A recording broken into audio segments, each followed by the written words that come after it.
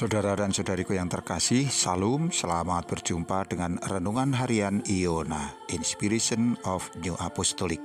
Damai sejahtera Tuhan Yesus Kristus menyertai kita.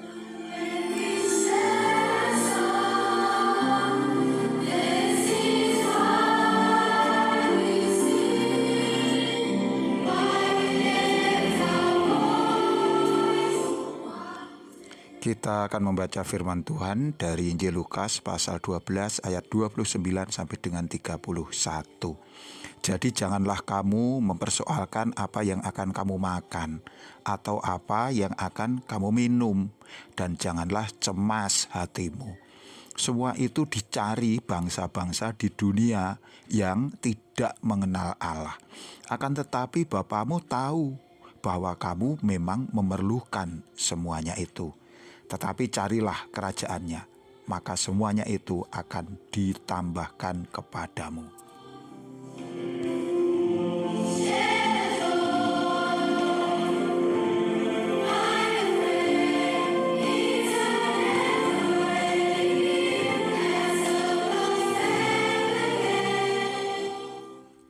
Saudara dan saudariku yang kekasih, kita sampai pada bagian 9 dari tema kekhawatiran hidup. Di depan telah diuraikan tentang perintah Tuhan agar kita tidak menjadi khawatir akan makanan dan juga akan pakaian.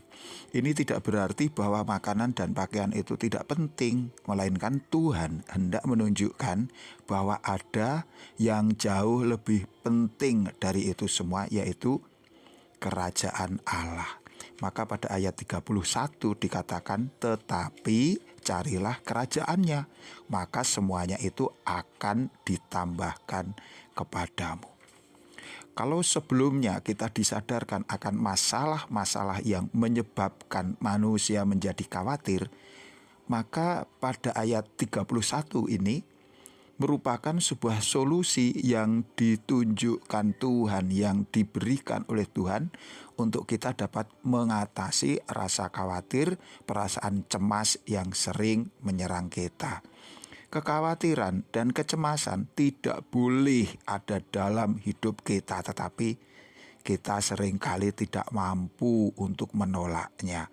Seringkali kita sadar bahwa kekhawatiran dan kecemasan adalah sesuatu yang merugikan kita, mengganggu kita, tetapi kita tidak kuasa menyingkirkannya dari dalam hidup hati ataupun hidup kita. Lalu bagaimana solusinya? Bagaimana kita harus bertindak? Ya, di sanalah Tuhan memberikan sebuah resep, sebuah jalan keluar atas masalah ini, yaitu carilah kerajaannya. Lah, nyambungnya di mana?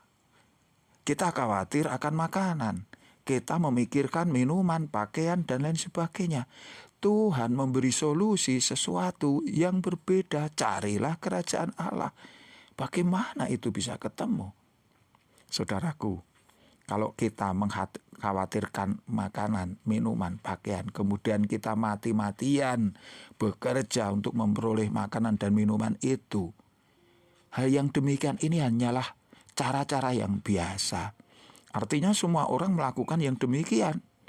Orang yang tidak percaya kepada Tuhan, doanya juga seperti itu, permintaannya juga seperti itu, usahanya juga yang demikian ini.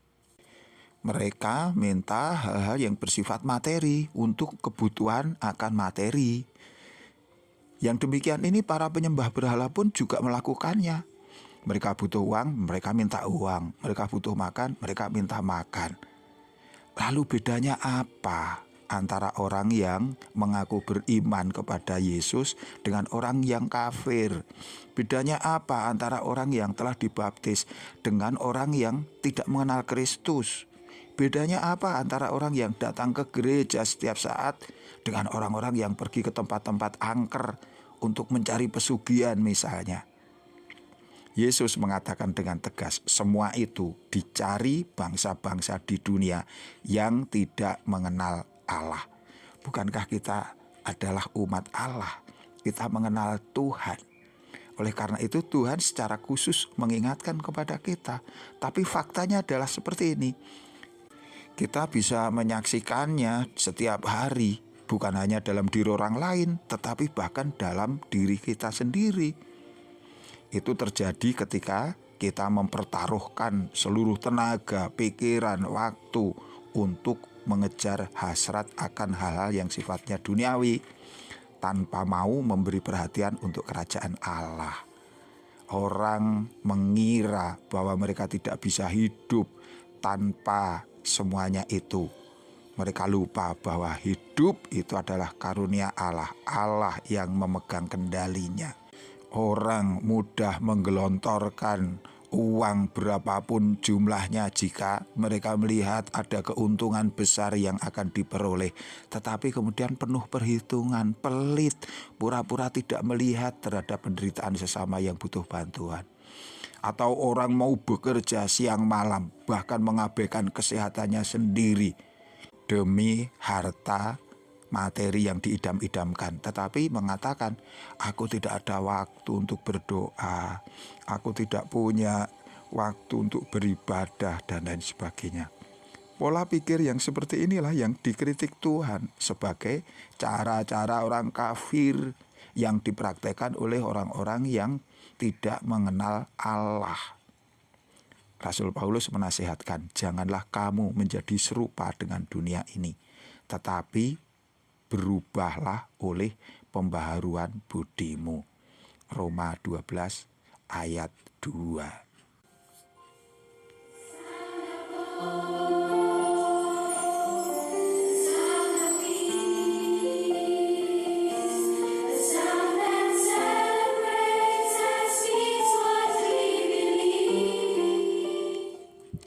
Saudara dan saudari yang kekasih, kembali kepada solusi atas kekhawatiran dan kecemasan. Tuhan mengatakan, tetapi carilah kerajaannya, maka semuanya itu akan ditambahkan kepadamu. Ini menegaskan bahwa misi kita di dunia ini bukanlah untuk mengejar hal-hal yang sifatnya sementara, yang materi, tetapi untuk mencari kerajaan surga. Sedangkan yang lainnya, Allah yang akan mengerjakan. Semua itu akan ditambahkan kepada kita apabila kita sudah melakukan tugas misi kita untuk mengusahakan kerajaan Allah.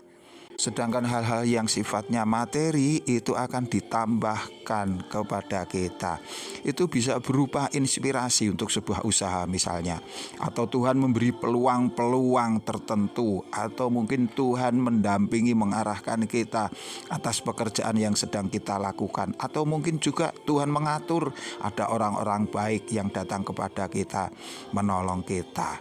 Semua Allah yang mengatur, kita tinggal mengikutinya saja.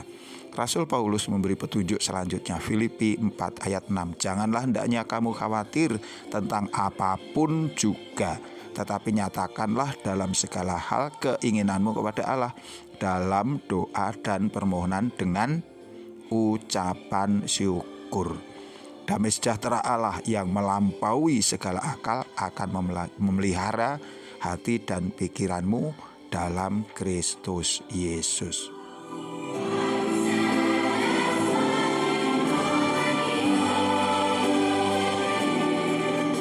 Saudaraku yang dikasihi Tuhan, pesan renungan kali ini adalah mari kita lawan rasa khawatir, mari kita lawan rasa takut dan cemas dengan doa-doa dan ucapan syukur.